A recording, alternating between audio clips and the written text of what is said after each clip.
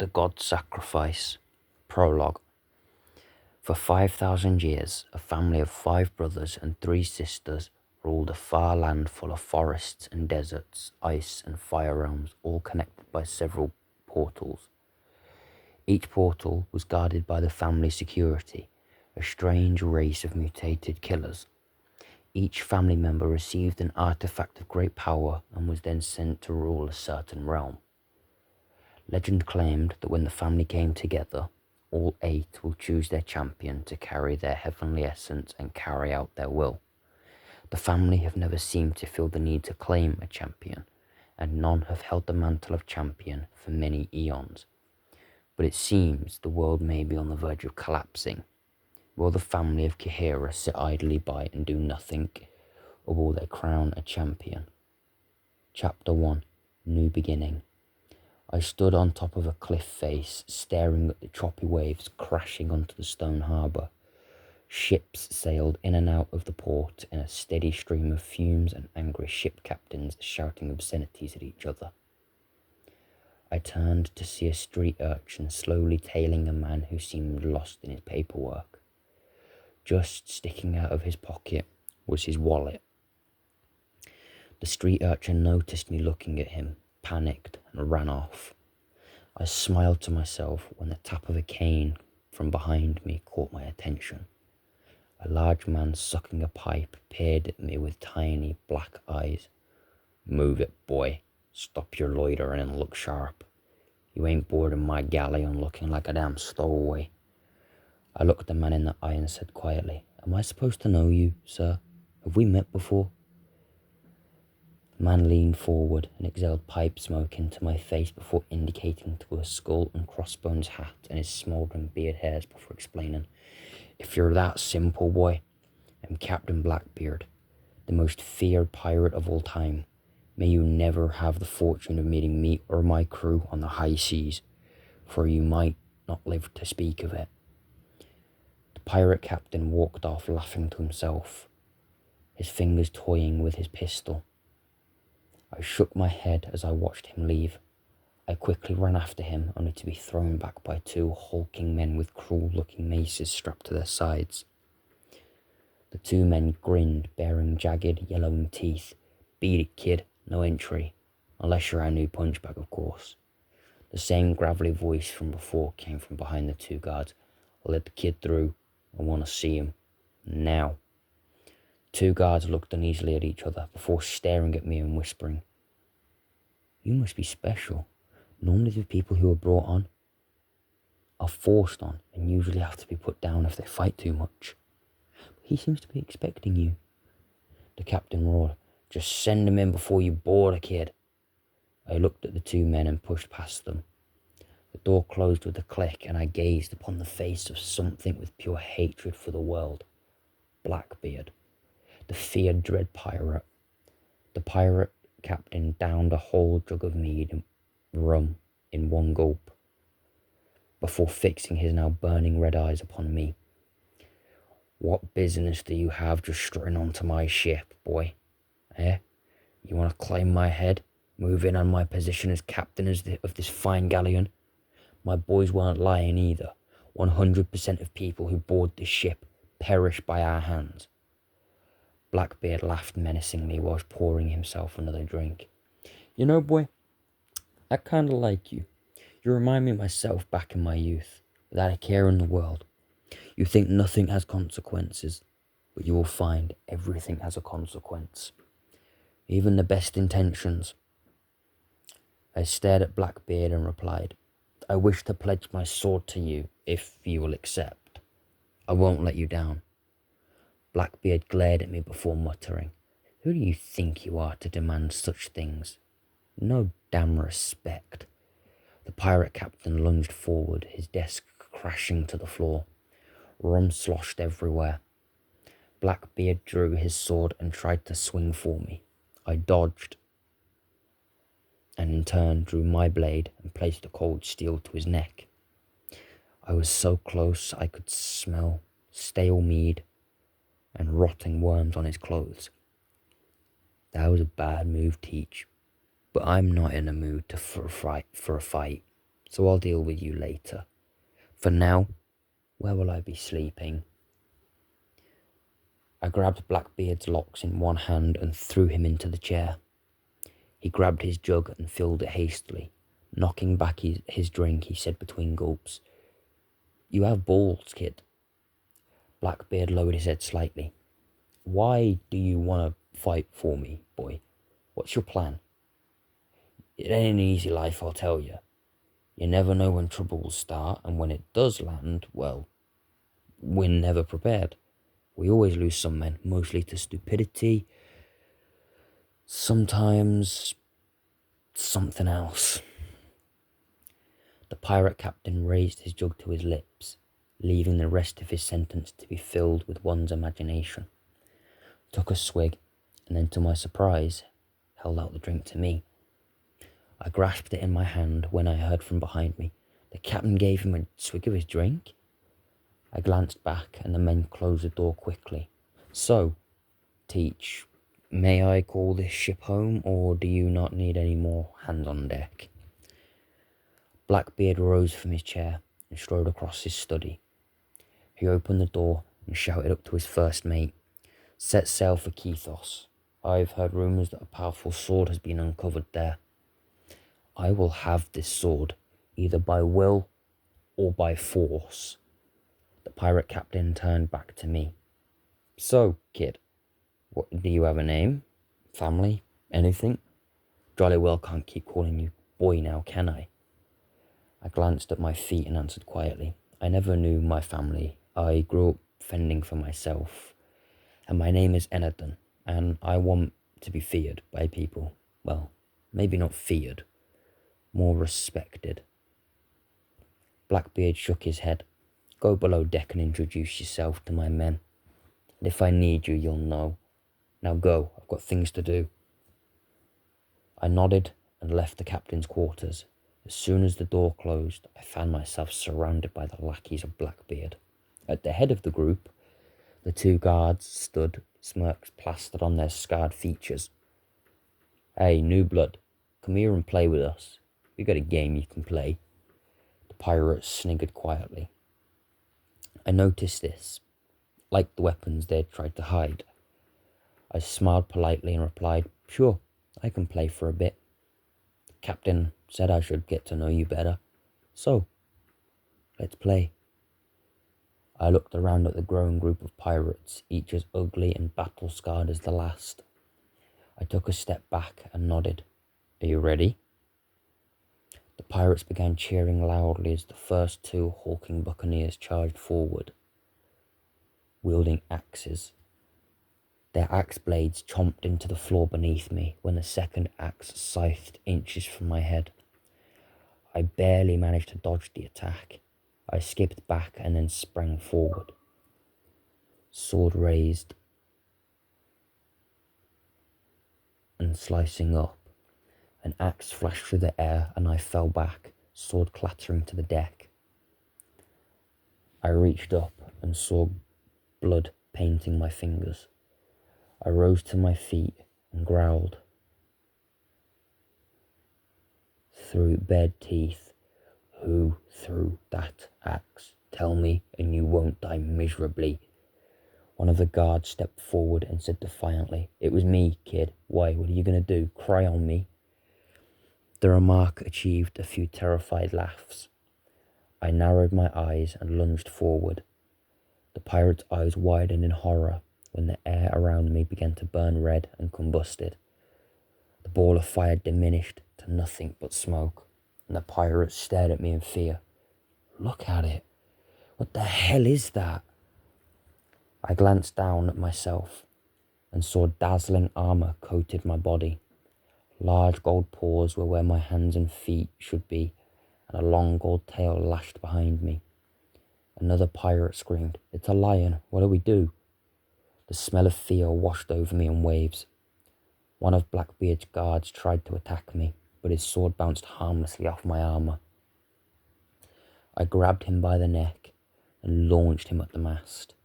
With a sickening crunch, he fell into a broken heap on the deck. I was about to rip into the other pirates when a strong hand grabbed my tail and slammed me into the wall. My eyes found Blackbeard was the owner of the hand, and his face was pure thunder. What the hell is all this racket? Can't a man drink in peace? And what the hell are you, Enadon? Blackbeard glared at his men. Back to work, boys, before more dead start showing up. And Enadon, my office, now. I sat in the chair the captain indicated to. What happened out there, and why is one of my men dead, with half the bones in his body completely gone? Tell me why I shouldn't just kill you for this. By now I was human again, and I stared at my hand in wonder. I don't know what happened. One minute we were saying hello, and the next I was being attacked by axes, and I might have blacked out. Blackbeard was about to pour himself a drink when the door buckled and began groaning and then shattered. Bits of shrapnel showered Blackbeard's study. The pirate lord rose to his feet and bellowed in rage. The smouldering hairs burst into flames, eyes burning red with fire. I could feel the unholy power roll off him in waves. I closed my eyes for a few seconds when the face of a demon stared back and whispering, "Where is the one who wields the forbidden magic? Bring them to me." A mass of bones and decaying flesh stood blocking the doorway, its empty eye sockets gazing at Blackbeard silently, bony jaw agape, with some teeth missing. The dead buccaneer shrieked and ran forward, cutlass raised. The pirate captain ducked the attack and ripped out 2 ribs and jammed them in between the dead pirate's spine. The creature cackled menacingly and slid its cutlass between Blackbeard's stomach. He fell back, his flintlock flashing as his finger squeezed the trigger. A stray bullet grazed the path across the skull of the dead pirate. The skeleton staggered back and grinned. "Give me the boy, Teach, and you won't die with your men. Give me the boy." I stood up, eyes glowing gold. Howling, I launched myself forward, taking the intruder with me. I gripped its skull in my paws and began to squeeze. Cracks speared across its skull. "So, you're the one with the forbidden power, and you can't control it?" The skeleton cackled as its skull dissolved into dust. I glanced down and saw the flesh on my arm bubbling from where the skeleton had grabbed me. Blackbeard drew his sword and levelled the point at me. "I'm going to make a deal with you, boy.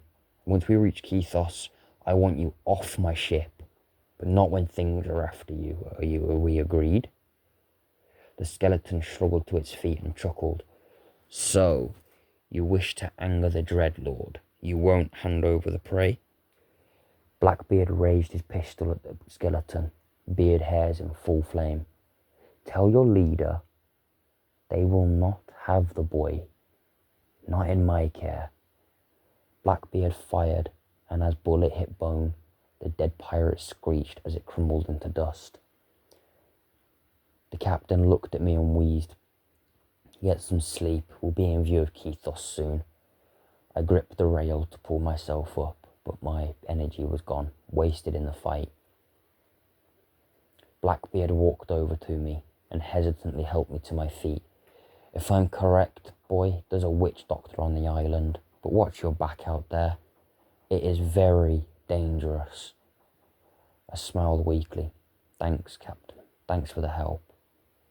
The pirate captain grunted with a ghost of a smile.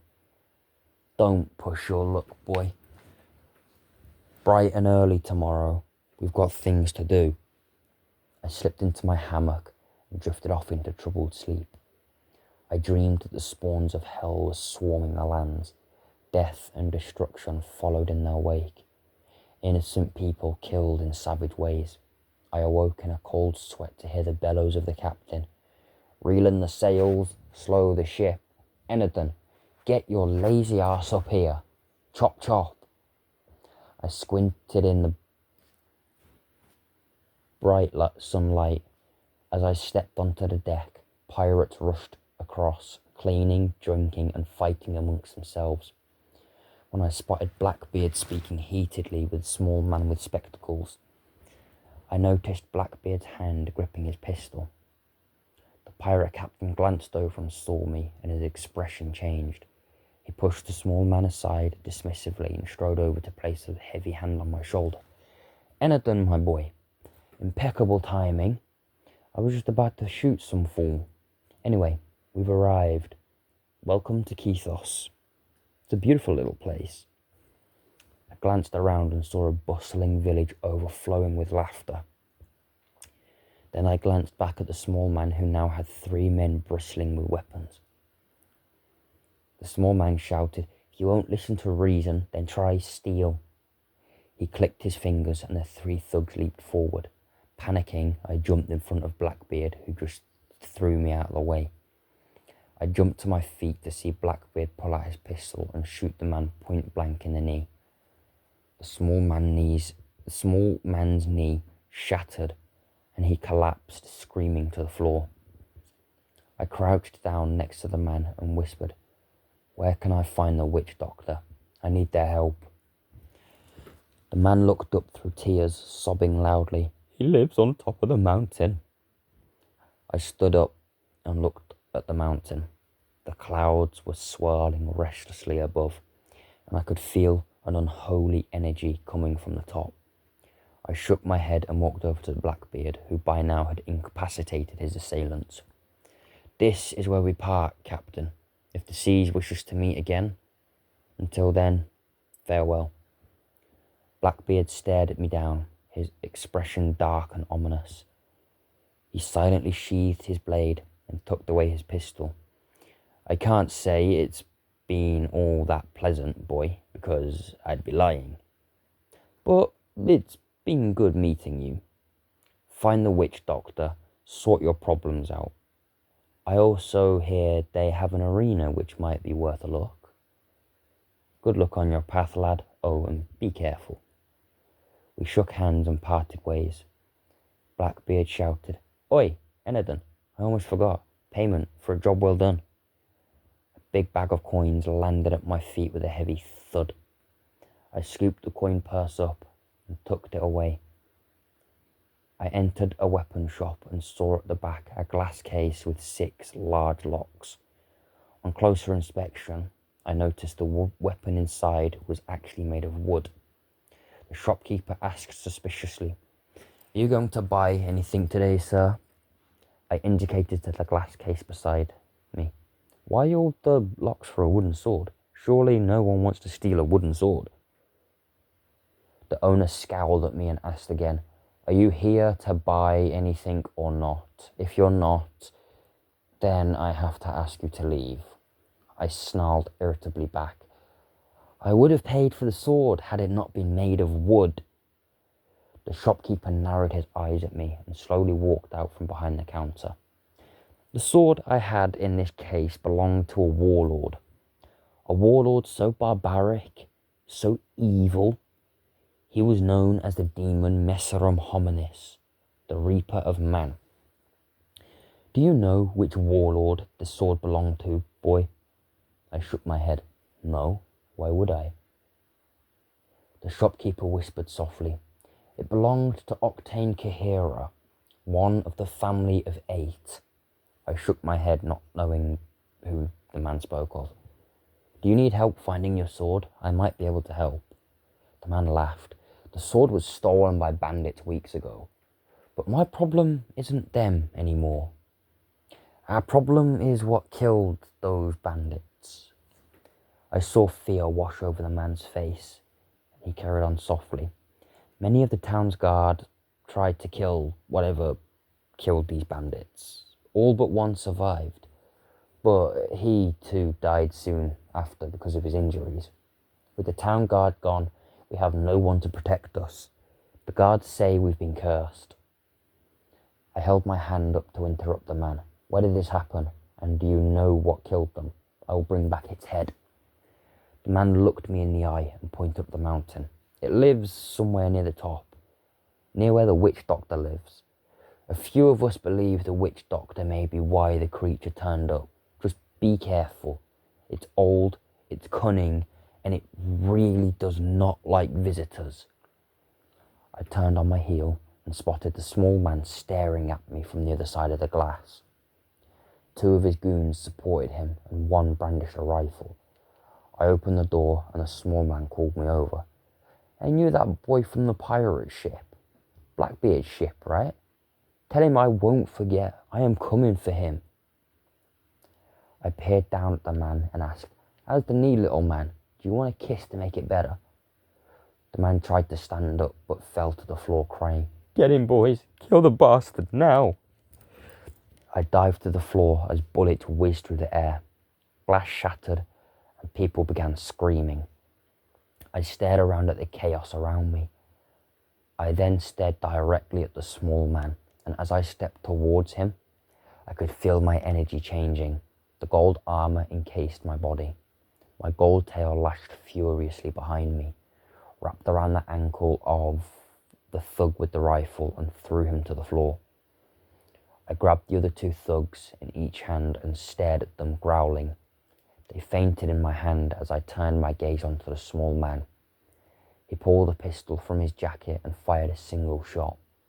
The bullet tore through my shoulder and erupted out of the other side. I inhaled sharply and took another step forward, throwing both unconscious men to the floor. I lunged forward and sank my teeth into the man's arm. The man fell back, clutching his bleeding limb close to his chest. Deep tooth marks punctured the flesh. He stared at me in terror, whimpered, then fell back into the dust. The shopkeeper crept out of his shop and stared at me in awe. His legs trembled as he sat down. Could it be the blood of Kihira? Could the legends be true? I felt my rage subside as I sank to my knees. Blood caked the ground, trickling down my shoulder and from the corner of my mouth. The shopkeeper rushed over and helped me to my feet. I gripped his arm and whispered, "Do you know who their leader is? A friend of mine had some trouble with him as well. It would be nice if we could, say, borrow him for a while, teach him some manners." The shopkeeper's face twitched, extending his hand out. He said, "Talking of manners, I seem to have forgotten mine. My name is Kane."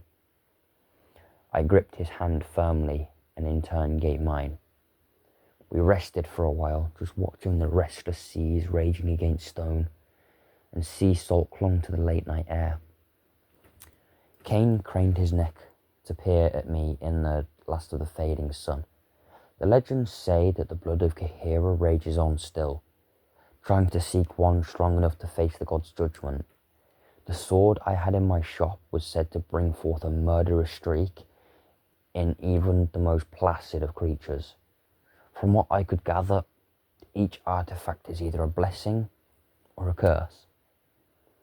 I gazed at Kane in confusion. "What do you mean, the blood of Kihira? What is Kihira, and why are you talking to me about it?" Kane snorted loudly and laughed shortly. "What happened today on this very island is a sign that the warlords are still around. Somewhere, at least. I think either you're family of the warlords or you are the warlords' champion. Your form, the gold lion of strength, power, and balance.